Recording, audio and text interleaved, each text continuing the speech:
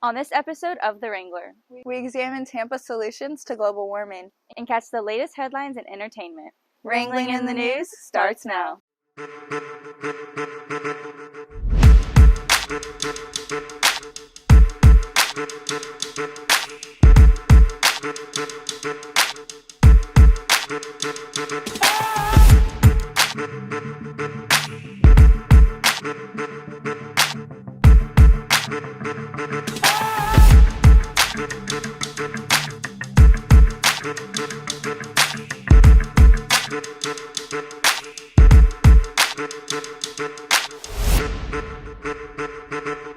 Howdy, Cowboys. I'm Francesca Prill. And I'm Mariana Martinez. Welcome to this episode of The Wrangler.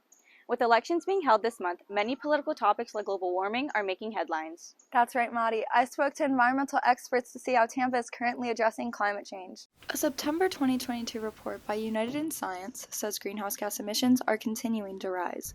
The result is global warming, with 2022 on track to being one of the 10 hottest years on record. A lot of our activities produce a lot of greenhouse gases, and that term I think was coined to help people just understand how the effect these gases that we produce, carbon dioxide, methane, things like that, that actually trap the heat inside our atmosphere. However, when we add a lot of carbon dioxide from our emissions from industries, it accelerates the process tremendously. While the effects of a warmer climate are felt worldwide, each geographic location has its own set of problems. Florida is probably the worst place to be in the United States as far as, well, one of them, as far as the impacts of climate change. It's affecting Tampa because it's causing the sea levels to rise, and Tampa's not so low, so the rising sea levels are going to impact it one day. And as the third largest city in the state, Tampa Bay is working to find local solutions to global warming.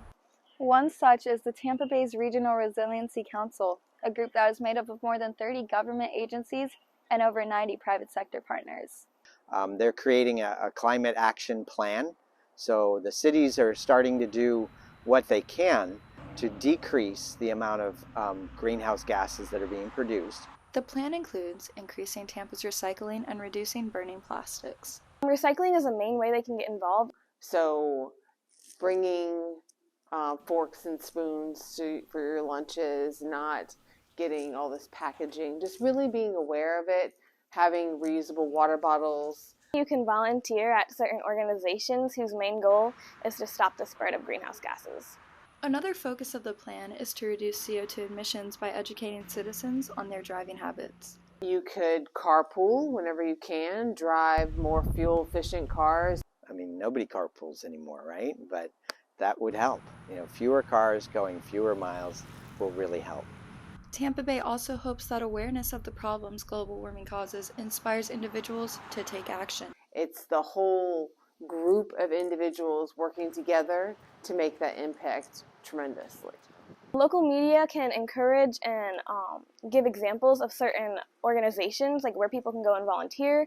And although global warming is a worldwide issue, the bulk of climate change solutions must come from the local level. This is happening, and it's happening faster and faster. And the longer it takes us to change how we do things, the worse the impacts are going to be. For the Student Television Network, I'm Francesca Prill, reporting. To learn more about how you can get involved with volunteering for global warming, visit the link on the screen now. There's plenty of upcoming events in Tampa Bay. Our Alex Obediente tells us more. Thanks, Madi. Tampa has plenty to do the next few weeks as we approach Thanksgiving and winter breaks. If barbecue food is a favorite, Plant City is hosting its 19th annual Pig Jam November 18th and 19th. Vendors from around Tampa will be serving up their best barbecue dishes and other savory treats. There will be live music and entertainment throughout the event. The Pig Jam is open 5 p.m. to 10 p.m. on Friday and 10 a.m. to 5 p.m. on Saturday. Admission is free. For those looking to get into the holiday spirit, Zoo Tampa Busch Gardens have you covered. Zoo Tampa's Christmas in the Wild is back with lights and winter spirit throughout the entire zoo. If you are a Zoo Tampa member, admission is free. Otherwise, the cost is $29.95 after 4 p.m. The event runs Friday and Saturday nights from now until Christmas. It also runs the entire week after Christmas. Busch Gardens Christmas Town also returns to Tampa this week. The event runs daily from November 14th to January 9th. Admission to Busch Gardens gets you into Christmas Town. You can add extra packages for food tastings and VIP tours. And finally, Curtis Hickson Park has announced the date for its annual lighted boat parade. The event returns the Saturday before Christmas on December 17th. The boats will start at Davis Island and end at Sparkman Wharf. Admission to view the parade is free. Mari, Francesca, back to you. I recently talked to educators to address common issues in the classroom for 2022. Nearly a month into the school year, Hillsborough County still has more than 500 instructional teacher vacancies. With several of those open positions being at Gaither High School, staff believe these numbers are impacted by school funding. If you look at how the state's funded education, we haven't even got back to where we were in 2008 when they cut funding with the Great Recession. So we're kind of still working with less money than we had in 2008 per student. We have been asked to do more with less. Schools receive funding based on how many students are physically present on a campus. We get a certain amount of money per student that's enrolled in our school. So depending on that number, will affect our budget. So that effect, is always felt. And the budget this year did just that. Gaither lost one teaching position due to cuts made by district funds. I don't like to cut anything, and we haven't cut any programs. That's one thing that is a strong positive here at Gaither, that no programs were affected during the small cuts that we had.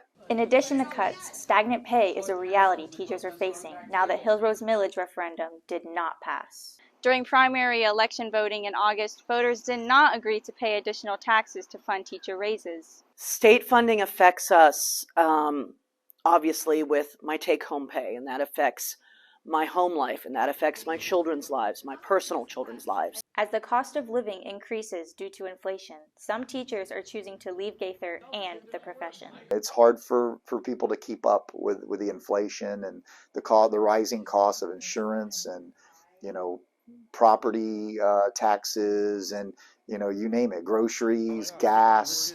And if your pay doesn't go up, how are you going to make ends meet? You might have vacancies where people say, hey, I can go work someplace else for the same amount of money or more and have less stress. With no additional funding coming in this year to Hillsborough schools, Gaither is hoping to hire for the remaining open positions. We continue to advertise and hopefully get some really good applicants for the few instructional vacancies that we have. For FSPA, I'm Mariana Martinez, reporting. The Wrangler will continue to bring you updates about funding changes throughout the year. That's it for this edition of The Wrangler. I'm Francesca Prill. And I'm Audrey Martinez. We'll be back next week. See you soon, Cowboys.